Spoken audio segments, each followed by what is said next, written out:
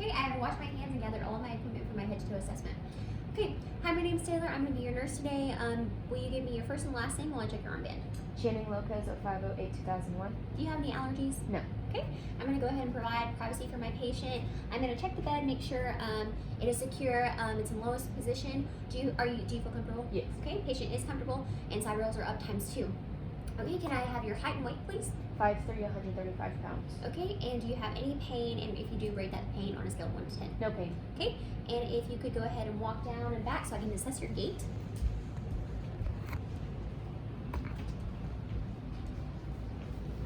Okay, I'm going to ask you a series of questions.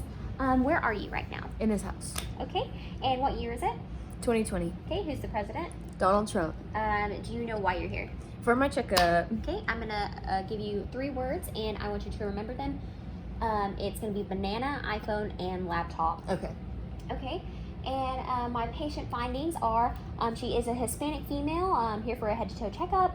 Height and weight are 5'3", 135 pounds. okay, and she has no pain whatsoever. She's awake, oriented to time, person, place, and situation. She appears clean, well groomed, obviously. Nails are clean and neat. Patient's sexual development looks well for her gender and age. She appears to be well nourished with her weight and size that she said, and the body build and contour are appropriately proportionate, and there's no physical deformities that you can see on her body, and the body doesn't have any odors like breath odors or BO. So that's great. So could you please tell me those words I asked you to remember? Banana, iPhone, and laptop. Okay, and so we obviously know that her short-term and long-term memory appear to be intact. The patient's speech is articulate and understandable. She has general knowledge of what she's talking about. Her word choice is appropriate for her education, and her facial expression is appropriate for our situation. The mood feels pleasant. She maintains eye contact with me, which is great, and patient has general knowledge for her visit. So another finding is that the patient is obviously sitting comfortably. Her hands are in her lap. Posture is erect with no kyphosis or lordosis. The gait was stable and smooth when she did walk that way, and she didn't have to use any assistive devices. And there's no obvious physical deformity or anything like that in movements or motion when she was walking. So I'm going to go ahead and assess her hair. So the hair is distributed evenly. It is a brown color, straight. No lesions or lumps are detected. Now I'm going to go ahead and palpate your face for shape and symmetry. So here I am palpating. Facial features appear to be symmetric and appropriate shape and structure, which is great. So I'm going to go ahead and inspect your eyelids, eyebrows, and external features on your face. Your eyelids, if you could close your eyes, and your eyelids are intact with no lesions or redness or swelling. Eyebrows are present equal bilaterally. If you could smile for me. Okay, and they move symmetrically, which is great. Your eyelashes look equally distributed, and there's no signs of sunken in or protrusion, and eyeballs look aligned on the face and are very symmetrical. So now I'm going to ask you to look up while I looked at your conjunctiva and sclera.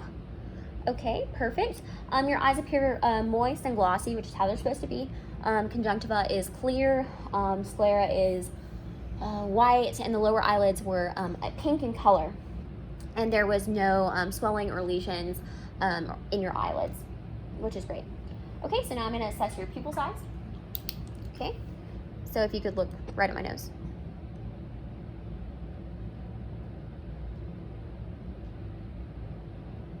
Okay, so now we see that the pupils are appropriate, which is 2 to 4 millimeters in diameter, and they're round and equal bilaterally. Pupils react and accommodate to light well. So the perla is intact. So now we're going to go ahead and inspect and palpate your ears. So if you could put your hair behind your ears, and we'll look at both ears. And now I'm going to go ahead and palpate them. So here's this one, and we're going to palpate the other one, inspect. And ears appear to be equal in size bilaterally. There's no swelling or thickening. Do you have any discharge or drainage coming out of your ears ever? No. Okay, awesome. There was no drainage present. Facial color is consistent with the ear color, which is great, and there was no lesions. So now we're going to move on to the nose and the nasal cavity. So I'm going to go ahead and shine a light in here. Okay, and you can look back at me. So the nose is symmetric in the midline and proportional to the face and other facial features. Femurs. There's no deformity or inflammation that I can see. The nasal mucosa was actually a normal red color and smooth. It had a moist surface. There was no swelling. Do you have any bleeding or anything like that? No. Okay, so there was no discharge or bleeding, and there was no deviated or perforated septums, which mean breathing is clear. So now I'm going to go ahead and inspect your mouth. Okay, now open. Okay, the tongue, smile, beautiful. Okay, so now we see that the gums were pink, margins in the teeth were well defined. There were no signs of swelling, bleeding, discoloration. Tongue color was supposed to be pink, which it was. The ventricle surface was smooth and glistening, and the dorsal surface looked rough, how it's supposed to be. And saliva was present, which is why I was glistening. So now I would inspect your tongue, but normally I would use a tongue depressor, but we don't have that tool. So I'm just gonna go ahead and move on and just tell you the report of how it should be. The uvula would be, soft palate here. The uvula and soft palate would rise and in midline, and tonsor pillars would move medially. And this would be cranial nerves 9, 10, and 12. That means that they would be intact. So now I'm gonna go ahead and palpate your temporal artery pulses. Okay, there's one on here, and then there's one on this side. It would be a 2+, equal bilaterally with regular rate, rhythm, and amplitude. And now I'm going to do your maxillary sinuses, and I'm gonna palpate these. Okay, do you feel any tenderness or pressure? No. Okay, so no pressure and tenderness reported, which is great. And now I'm gonna have you do the Hirschberg test. And so I'm going to shine a light 6 to 12 inches away and look for corneal light reflux. Okay, beautiful. So we obviously know that Perla is intact, and we have previously assessed that, but we wanted to go ahead and do that again. So now this is my first check for my note card that I'm using. I'm going to assess the cranial nerves, and so I'm going to have you. Oh, I gotta get my banana. Sorry. Okay. Okay. I'm going to close one septum, and you tell me what you smell. Banana. Banana. Okay, sorry. Okay, so now I'm gonna go ahead and verbalize.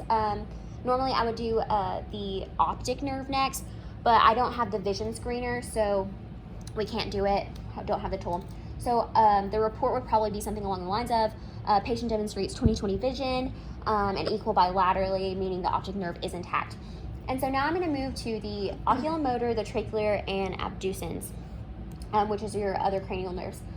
So basically, I'm going to have you perform the gaze test, which is I'm going to make you follow my finger in the 6 cardinal fields. So follow my finger with your eyes. That was 6. So now I'm going to assess your accommodation. So I'm going to have you focus on the curtains over there, and then once my finger comes into play, please focus on my finger. Beautiful. Okay, so now I'm going to have, I would assess your reflex again, but we've already done it twice. And so we obviously know that the Perla is intact. So the eyes move and react appropriately, and the oculomotor, trochlear, and abducens nerves are intact. So now I'm going to palpate your TMJ. So I'm going to go right here, and I'm going to have you open your mouth, close your mouth, clench your teeth. Ooh. Move your jaw right and left. Okay, perfect. And now I'm going to touch your face with a cotton ball, and I just want you to tell me if you feel the sensation. Yes. Okay. So now we know that the TMJ muscles are strong and responsive and equal bilaterally, and they demonstrate appropriate sensory and motor function. So that means the trigeminal nerve is intact.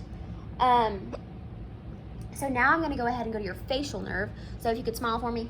Okay, frown, puff up your cheeks. Okay, show my teeth. Okay, and that's about all I got. So the facial mobility and symmetry is intact, so the facial nerve is intact. So now I'm going to the acoustic test. So I'm going to whisper in your ear, and you tell me what you hear. 3P2. 3P2. Okay. And QR1. QR1. Okay. So, oh, sorry. Patient was able to repeat letters and numbers bilaterally. So the acoustic nerve is obviously intact. So now I'm going to go to your accessory nerve. And so if you could shrug your shoulders for me. Okay. Now I'm going to put my hands on there. Shrug hard. Okay. And now I'm going to put pressure on your neck. Okay. There you go. On this side? No. Turn that way. Yes. Okay, so movement is strong and equal bilaterally. That means the accessory nerve is intact.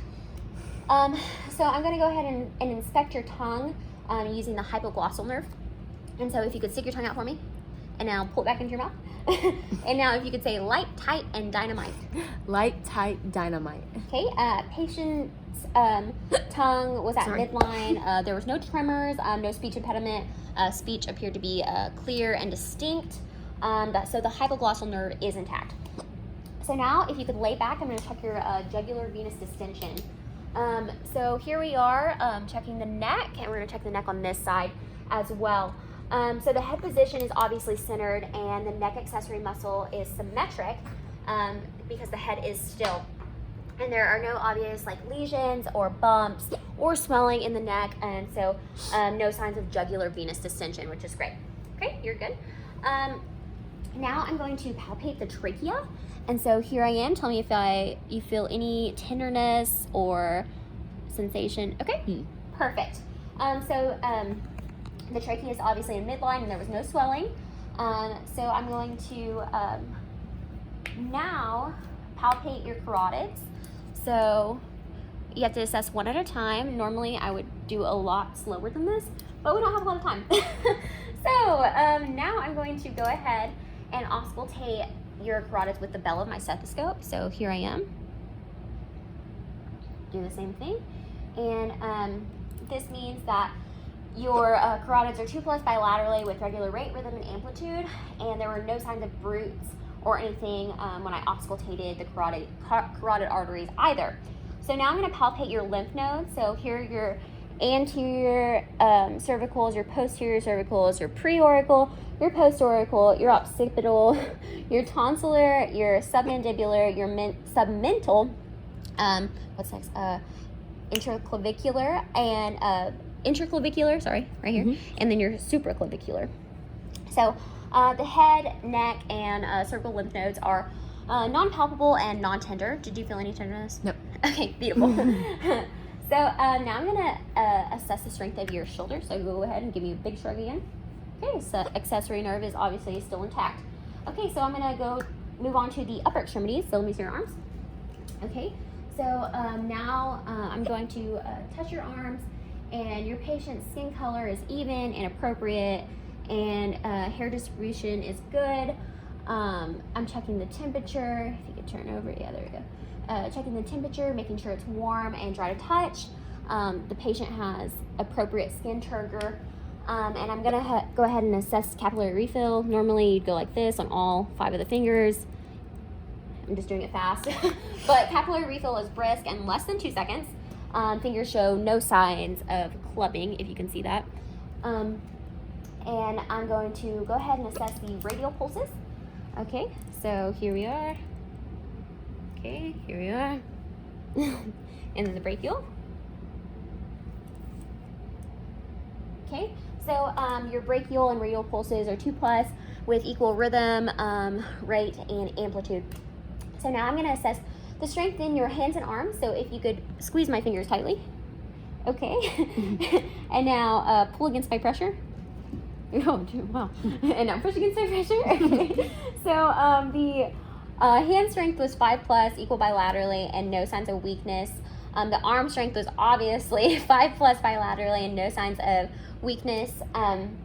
So then I would go ahead and assess your deep tendon reflexes in your bicep and tricep, but I don't have the tool for that. So again, we're just going to move on, but the report would be something along the lines of all deep tendon reflexes are intact with 2+ response and equal in both areas, or bilaterally. There we go. And now I'm going ahead and